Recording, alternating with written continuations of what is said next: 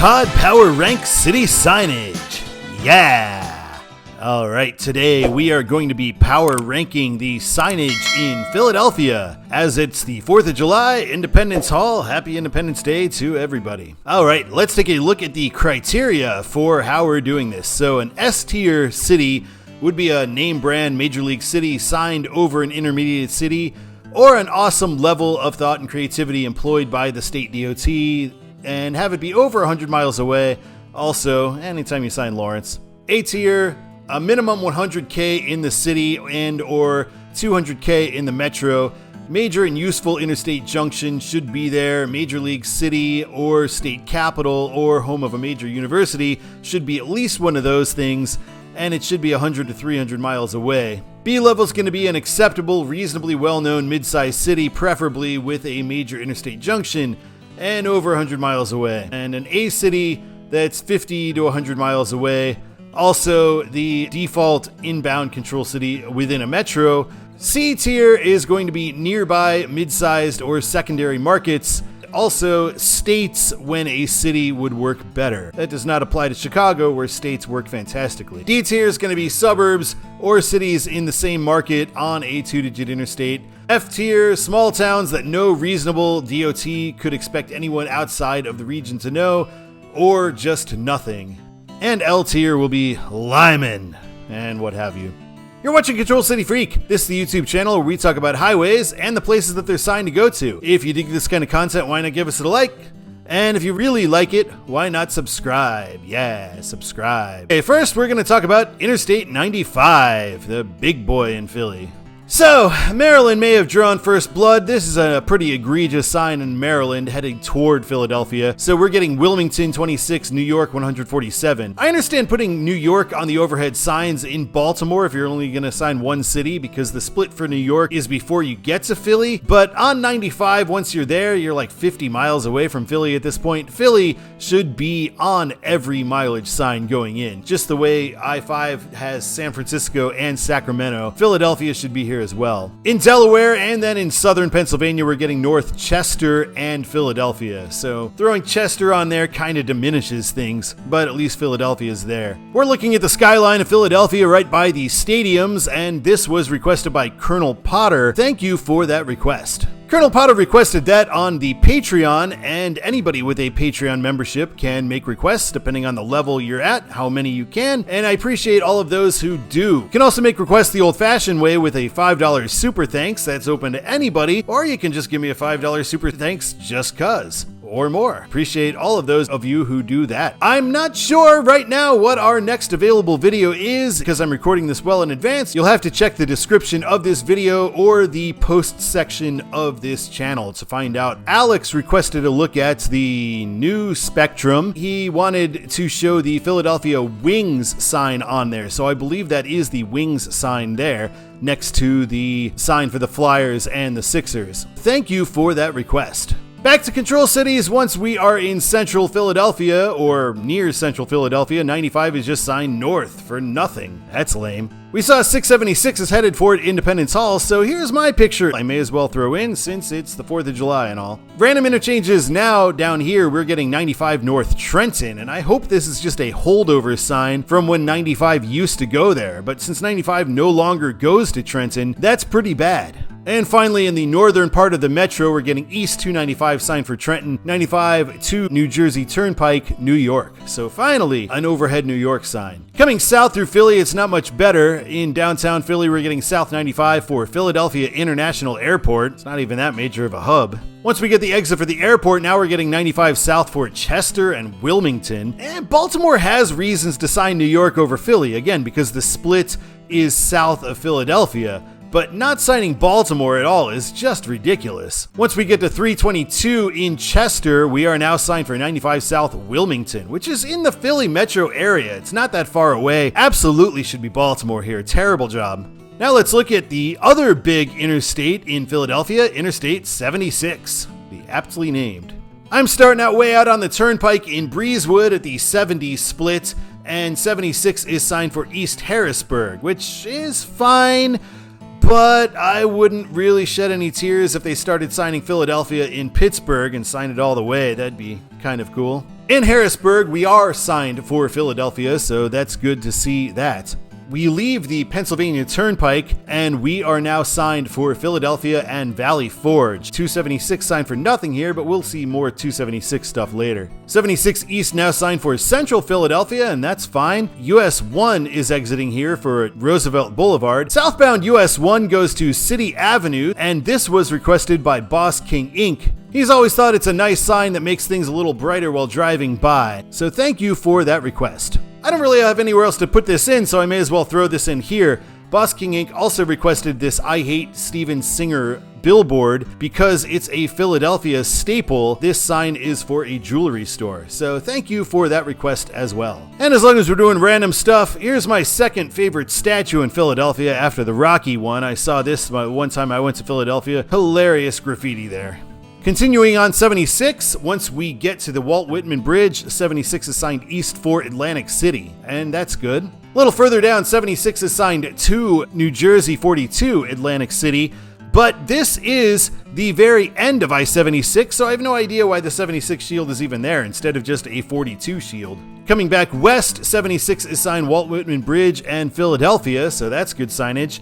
676 for Camden and Ben Franklin Bridge, and this is actually an okay place to sign Camden. When 676 meets 76, eastbound is signed for International Airport, which isn't great, but it's okay because it's going to hit 95 and that'll go to the airport. You're not going to sign downtown because we just went through downtown. Westbound 76, though, for Valley Forge is absolutely ridiculous. I mean, yes, it's a historic, important place, but it's not a place that anybody is going, and it's certainly not anything long-distance traffic is familiar with other than the campsite. We get to 276, and West 76 is now signed for Harrisburg as we join the Turnpike. A look at Interstate 476. 476 at its very inception is signed north for Plymouth Meeting, which might be the very worst sign in all of Pennsylvania, which is saying something because Pennsylvania does an atrocious job. Plymouth Meeting is a place that literally nobody outside of the Philadelphia metro area has any idea what it is, so it's a completely useless sign for any sort of long-distance traffic. And now we're getting Plymouth Meeting and Conshohocken. So again, two places that nobody has heard of. Once we're north of 276, we are signed for Allentown, which is what it should have been signed for from the jump. In Allentown, 476 is signed south for Philadelphia, so that's good. At 276, we're signed for Chester and Philadelphia, and that's okay-ish because we skirt around Philly and we do head to Chester. Chester is a more well-known suburb of Philadelphia, and that's where 476 is going, and we're not a two-digit interstate. But after we hit the exit for downtown Philly, 476 is now signed just for Chester, and yeah, it's okay for a three-digit, but also really not great because, I mean, this is the longest three-digit interstate in the country, so definitely could be signing Baltimore because that's the direction we're heading toward for 95. Short spur of Interstate 676 in downtown Philly. We saw already that it was signed for Camden at the split with 76, and that's okay in this case. And 676 after Camden is signed for Ben Franklin Bridge and Philadelphia. We meet I-95 and we get a rare New York sign in downtown-ish Philly, and 676 is signed for Central Phila. And here is another sign for 676 for Camden and Waterfront. Let's take a look at Interstate 295. 295 is never really in Philly, but I definitely consider it kind of a Philly bypass road, if anything. And I will be covering 295 when the Chiefs play the Eagles this year, so I'm not going to get into anything that I haven't already shown. At the split with 95, 295 is signed east for Trenton. When I-76 meets 295, it is signed south for Delaware Memorial Bridge and north for Trenton. And the other city we've seen in earlier videos of 295 signed for is Camden. Let's take a look at Interstate 276, another road we have not done yet, so we'll just touch on signs we've already seen. 276 eastbound sign for New Jersey, and westbound for Harrisburg. Harrisburg because it is the Pennsylvania Turnpike. Eastbound New Jersey, there is one sign that I saw for it saying New York, but every other one said New Jersey. And let's look at New Jersey 42, the Atlantic City Expressway. And this is completely ridiculous. When meeting the Garden State Parkway, did a video for that, you can check out right here. The Atlantic City Expressway is signed west for Camden. Why would you sign Camden and not Philly? Camden's a suburb of Philadelphia. That's like Illinois signing East St. Louis and stuff like that, but they don't ever do that on overhead signs. Pennsylvania and New Jersey, ugh. Let's take a look at the New Jersey Turnpike, which is sometimes a Philadelphia metro area road. In Newark, after we stop being signed for Newark, 95 is signed south for Trenton, which is a place that neither I-95 nor the New Jersey Turnpike go to. Exit 7A, 195 is signed for Trenton, that's where Trenton traffic heads, so now we're signed for Camden, a place that neither the Jersey Turnpike nor I-95 go, and also it's Camden, it's a suburb of Philadelphia.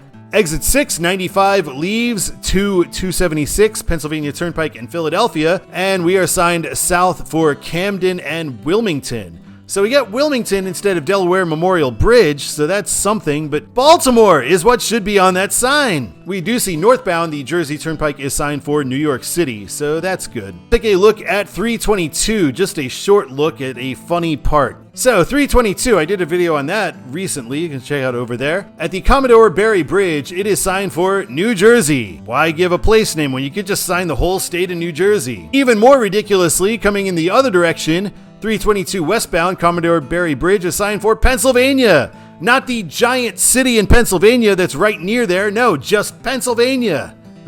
New Jersey, they're awful. All right, let's take a look at Todds the way it should be. And this is assuming that all inbound roads are signed Philadelphia until downtown. On I-95, it should be New York and Baltimore. Easy peasy there, no brainer. I-76 should be Harrisburg or Pittsburgh. And Atlantic City because of New Jersey 42. 476 should be Allentown and Baltimore. Chester's a little more acceptable there, but Baltimore would still be better. 676 should be Camden and downtown, so 676 is signed just fine. On 295, on either side of the river, north-ish bound should be signed for Trenton, and southbound on the Jersey side of the river should be signed for Baltimore. On I-276, Harrisburg or Pittsburgh, and New York should be the signage. And finally, on the New Jersey Turnpike, it should be signed for New York and Baltimore once we are south of the exit for Philly. And it should be signed for Philadelphia from the Newark area all the way down. I only did the main freeway interstate type roads here. There are other roads in Philadelphia that you could do, US 30, US 1, US 13.